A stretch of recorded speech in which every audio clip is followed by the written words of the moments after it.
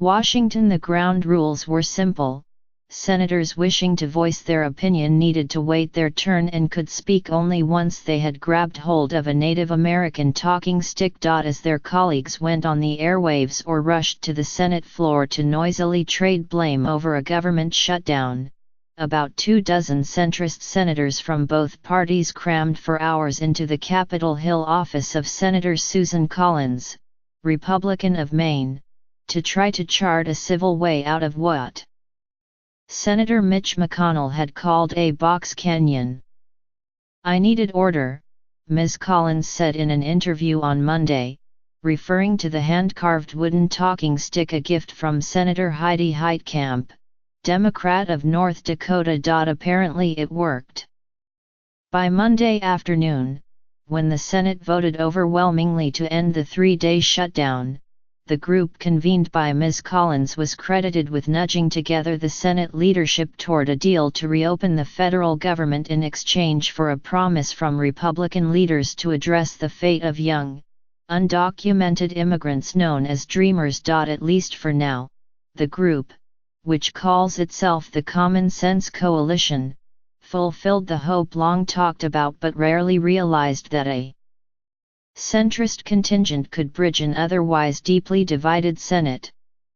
The question was whether it could hold together long enough to forge a much grander bargain over a disparate set of pressing issues before Congress: raising limits on domestic and military spending, providing disaster relief to storm-ravaged states, and a more comprehensive immigration deal to address the Dreamers, and border security. The effort has resulted in the government reopening.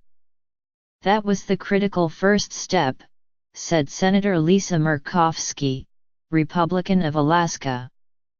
"But now the real work begins." At a nearly giddy news conference just off the Senate floor on Monday, Democrats and Republicans gushed over the possibilities and spoke of meetings to come. Susan's office is Switzerland, Senator Lindsey Graham, Republican of South Carolina, said.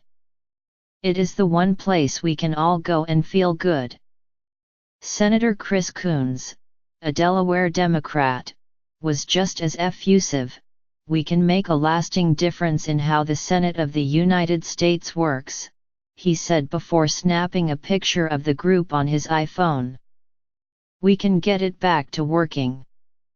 The group's maneuvering offered members of both parties an escape hatch from a bitter dispute that Republicans and Democrats said could have easily stretched on days longer. The coalition, which was first formed amid an earlier government shutdown, in the fall of 2013, began to stir to life on Friday afternoon, as it became clear the Senate would be unable to stave off a shutdown.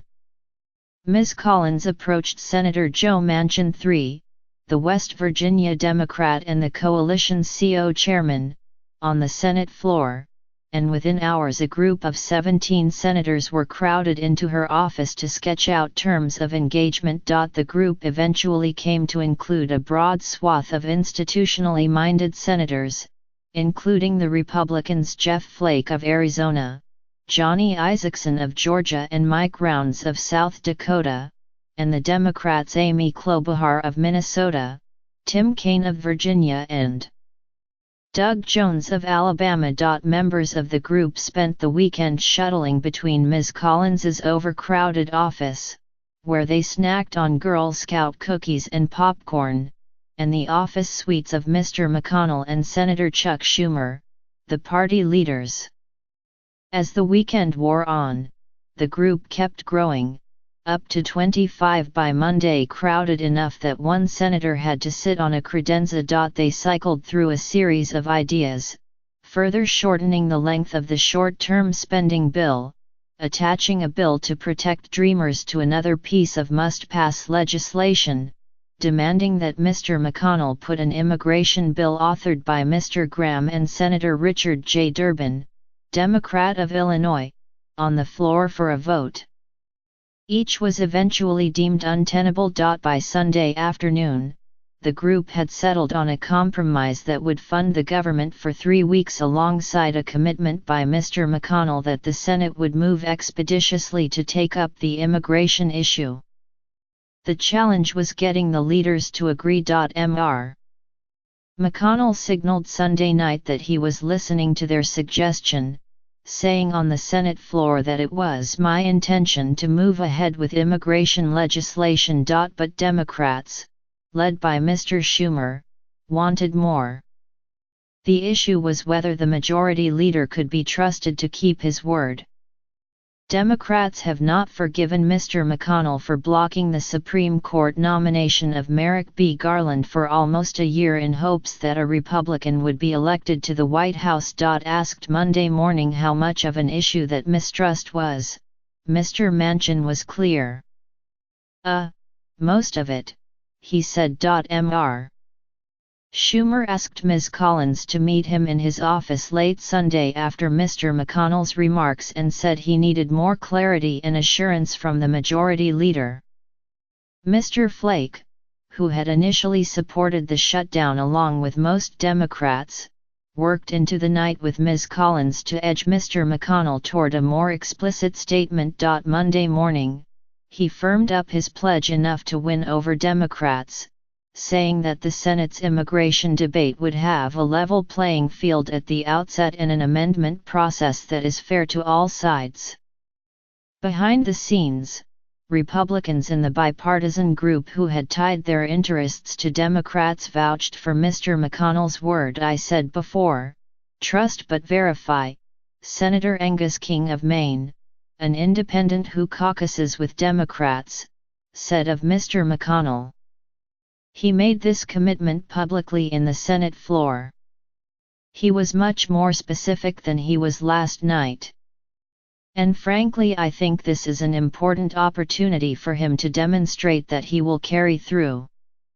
By the time Democratic and Republican senators met privately with their respective caucuses later Monday morning, it was clear it was enough to get to yes. Mr. Schumer told Democrats he would support reopening the government. Not all Democrats were convinced. Senator Kamala Harris, Democrat of California and one of more than a dozen liberal Democrats who voted against the funding bill, said Mr. McConnell's comments on Sunday night fell far short of the ironclad guarantees she needed. But Mr. Flake said the Republican leader had made clear to Democrats he had done what he could do standing on the floor and saying we are going to proceed to an immigration bill in this environment with this kind of attention being paid to it is a pretty good promise, he said.